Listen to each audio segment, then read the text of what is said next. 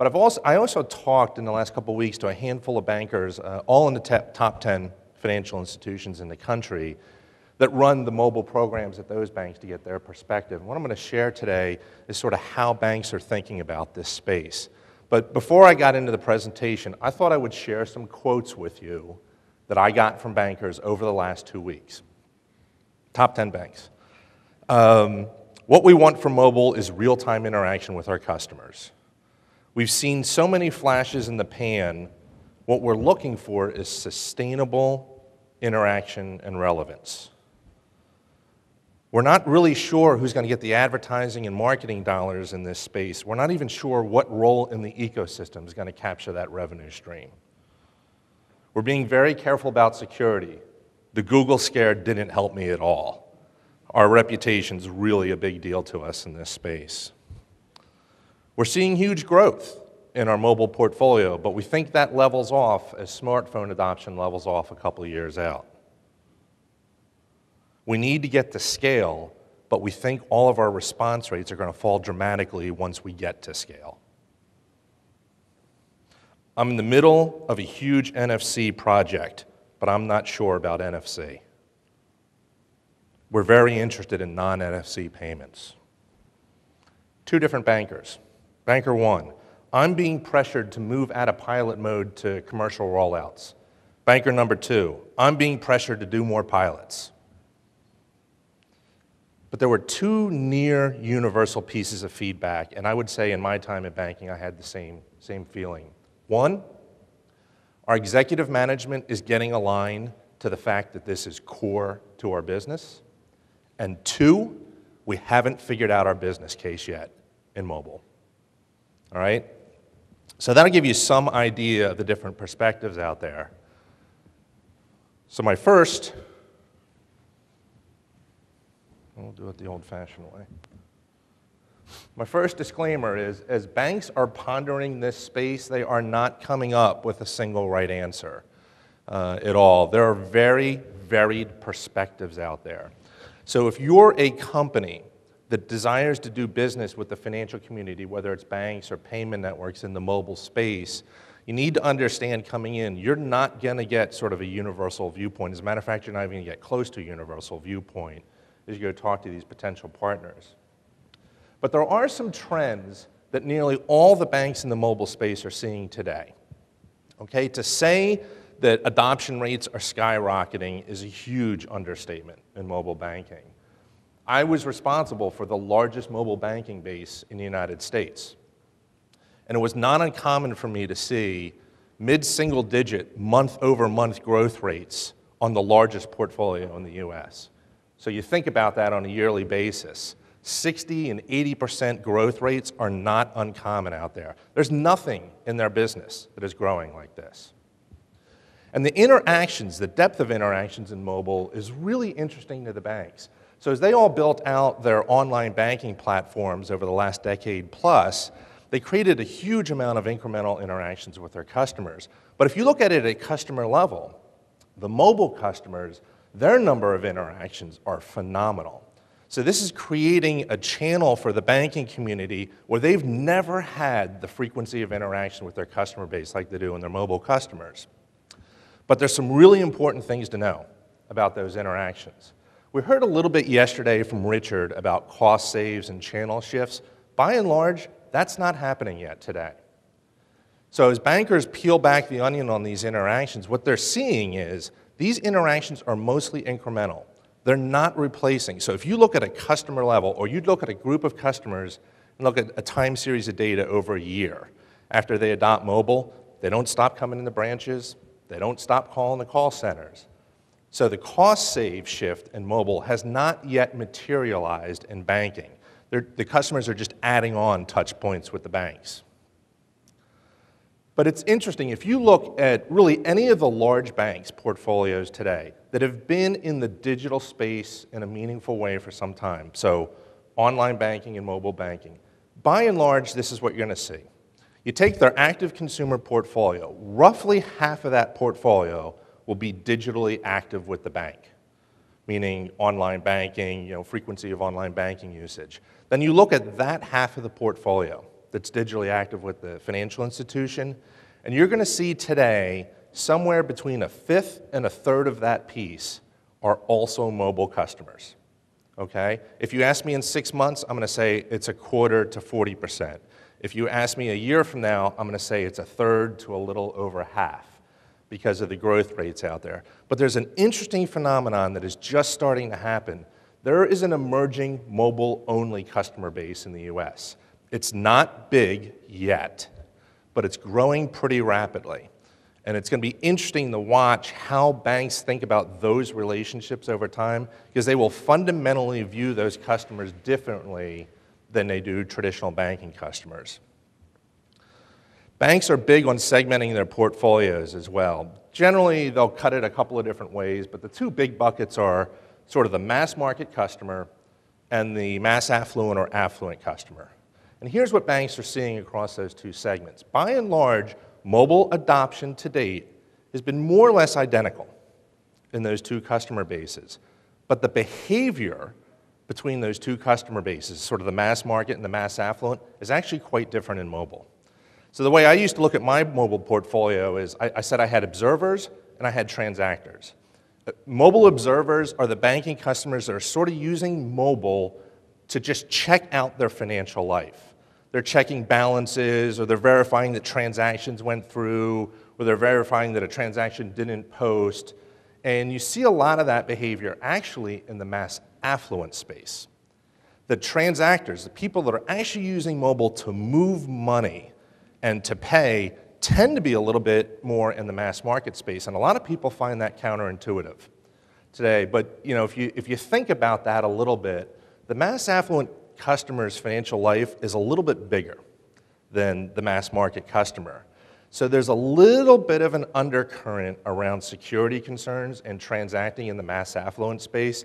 A lot of folks tend to think mass affluent smartphone user, but I think we heard from a couple of people yesterday, hey, it's the soccer mom with the young kids, and a lot of time maybe they're not in that affluent stage in their life, but they're a little more comfortable, they're a little more active in this space, and they're more likely to actually transact than the mass affluent customer is today.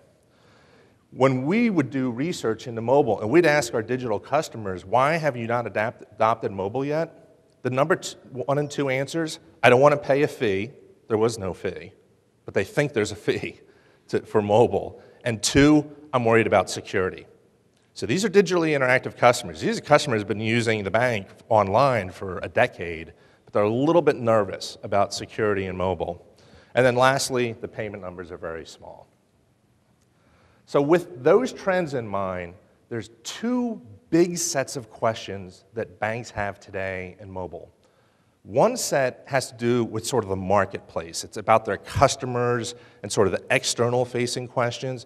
And then the other set is sort of the internal questions that banks have. So in the external questions, it really centers around sort of 3 things: the customer needs, marketing and messaging, and how is this going to impact relationships that I have with my customers. On the needs side, they're just trying to figure out what the customer wants. Think about it. You've got a business that's got 60 to 80% growth rates measured in the millions and or tens of millions of users, and you're seeing that kind of growth. So if you think about how a consumer might adopt mobile banking, they can't even look at their mobile portfolio and draw reasonable averages out of it. They literally have to look at month 1 customers versus month 6 customers versus month 12 customers. There's a lot of analysis happening in the banking community just to try to understand what does the customer want. Because if they look at averages, what month 1 and month 12 customers want out of mobile are 2 very, very different things. The next set of questions center around marketing.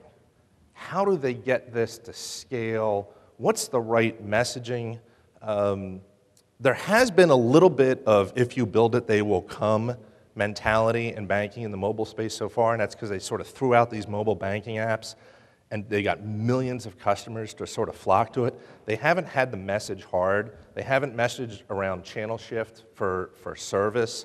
They've done a lot of pilots. They haven't figured out how to message and roll out. But the real conundrum they have is balancing this sort of always on, anytime, anywhere convenience message with security messaging.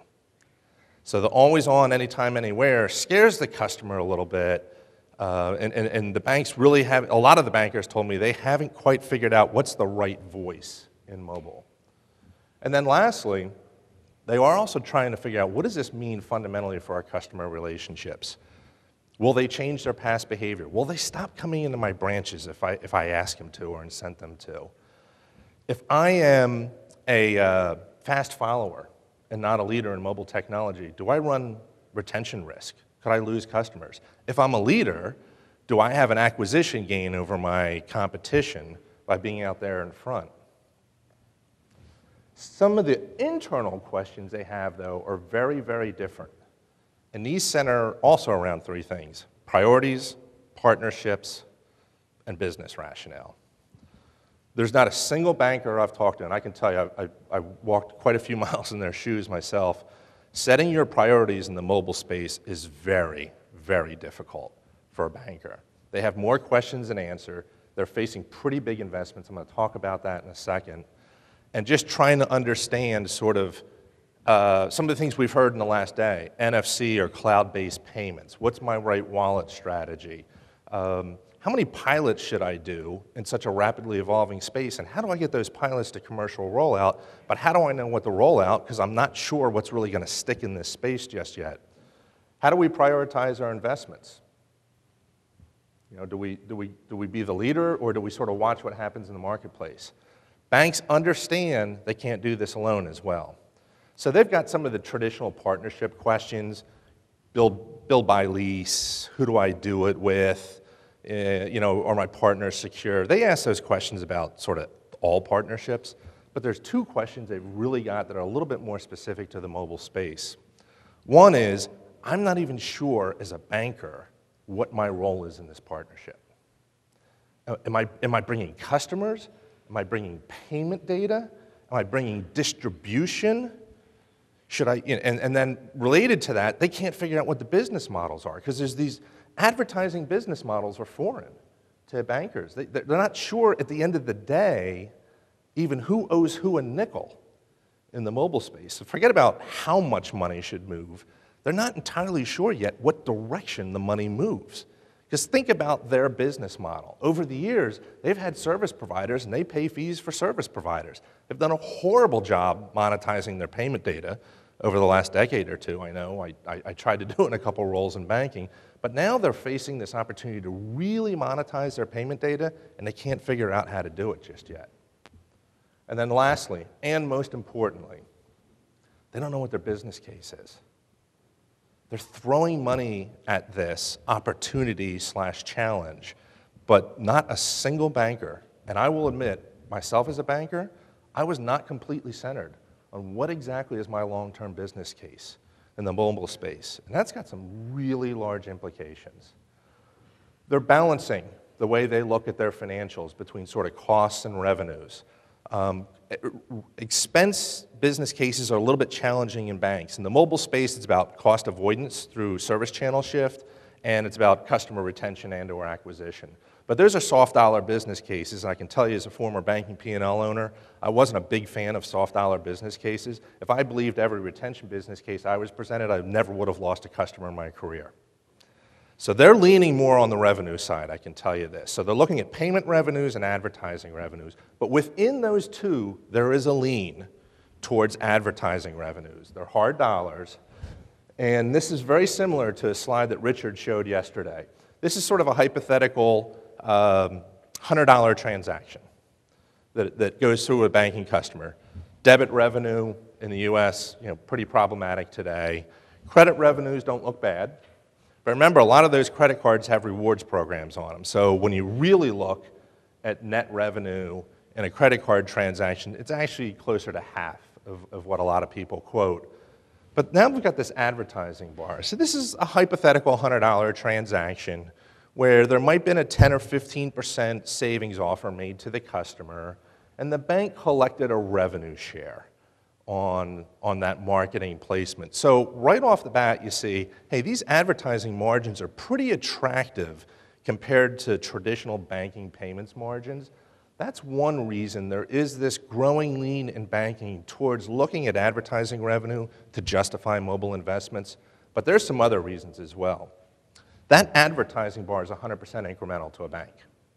100%. They don't have an advertising revenue stream today. They've got a payment revenue stream, and most bankers will tell you they don't believe that mobile gives them substantial incremental payment volume. They might be defending sort of the current volumes and not getting disintermediated, but it's not incremental. But there's a couple other reasons they really like these advertising streams. One, they don't do it on the back of a customer. Customer doesn't pay anything. Quite frankly, they got something. They didn't have to create or incent negative behavior with the customer, and they, believe me, they love that business model in today's age, and it's an unregulated revenue stream. And I can tell you as a banker, large unregulated revenue pools to me were very, very attractive because I didn't have any left in my business. But there are some storm clouds on the horizon that the bankers are looking at. If you look at mobile advertising survey feedback, you're going to see two very different stories. So Blair from PlaceCast showed some data yesterday that I think was very intriguing and that I buy into. This data here, though, is from a report that was just released from Upstream.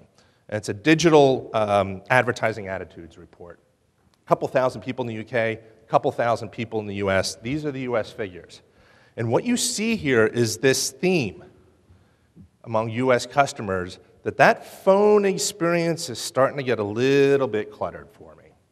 All right, 2/3, I don't want mobile advertising. 20%, I'll stop using the brand if they keep pinging me on my phone. But of that, 14% would actually go out to social media and then complain about it, the advertising. 66% say they would unsubscribe to services that give them too much advertising on their mobile phone.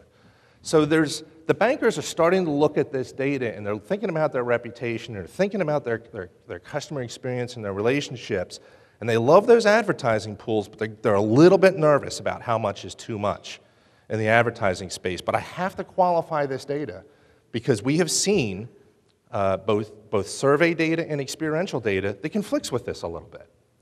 So the point is not to say which sort of data set is right or wrong. The point is bankers are being a little bit cautious in this advertising space.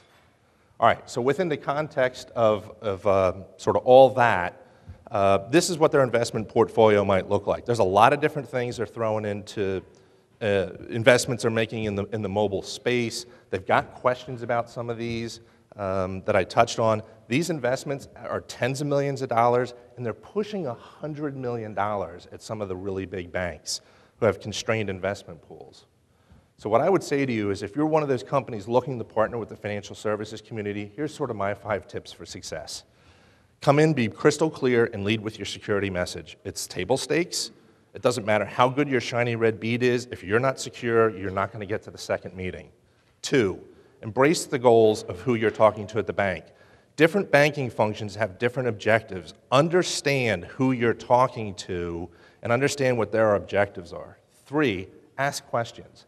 I've run R&D shops, product development shops, emerging payment shops, and banks. I never ceases to amaze me how many people would come in and pitch me absolutely cold. I loved when companies would call me, ask a series of questions a week before the meeting over the phone, and then come in understanding what I was solving for. Ask questions. 4, show how you can integrate. Integrate with their current platforms. Don't try to do this bank by bank by bank. Find out who they're processing with. Find out who their vendors are and integrate with those vendors. And then lastly, and very importantly, give them a vision of what rollout and success looks like. Structured flexibility is important. Don't go in and say, well, we'll do this any way you want, because that makes us feel like you're not really sure where you want to go. But show some structure, but show some flexibility and say, okay, here's what we're going to do. We're going to pilot it. These are the metrics we're after, and this is how we'll measure success and rollout. So I hope this has been a little bit useful from the banker's perspective. We heard about banks for a day and a half now. I think we have time for maybe one quick question. You can grab me later as well. Any questions? Great presentation, thank you. In terms of the advertising revenue streams you spoke about, what are the delivery models you're thinking of? Email, through mobile bank, on the bank statement? There's, I'd say, sort of 3 big models we're looking at. 1 is SMS text. We heard a little bit about that yesterday. 2 is in-app or in-wallet delivery models. So whether it could be, you know, in an ISIS wallet or Google wallet or inside their banking app. And then 3 is getting the customer to link, so card-linked offers. We haven't heard a lot about that, but it's a huge emerging business. Getting the customer through other channels to do card-linked offers, and then using the mobile device either to adjudicate that or as a reminder. Okay. Talked about 72% of people would not really want to see banners in a mobile application. You know, do you think that same number of kind of applies to desktop applications are that really doesn't? And what would you think the reason that would be so high that people want to see like targeted banners that maybe went through really targeted space or the type of user? What's your thought? I think that the tolerance that consumers have between desktop and mobile are different tolerances. I think context is everything. So I think customers will go there with us in mobile advertising, but it has to be contextual. So it has to be either inside of my prior transaction history or where I'm at in that moment. Just the sort of splash, daily deal kind of advertising. I was hearing a lot of pushback from the consumer base on that. Okay? John Thomas, thank you very much. Thank you.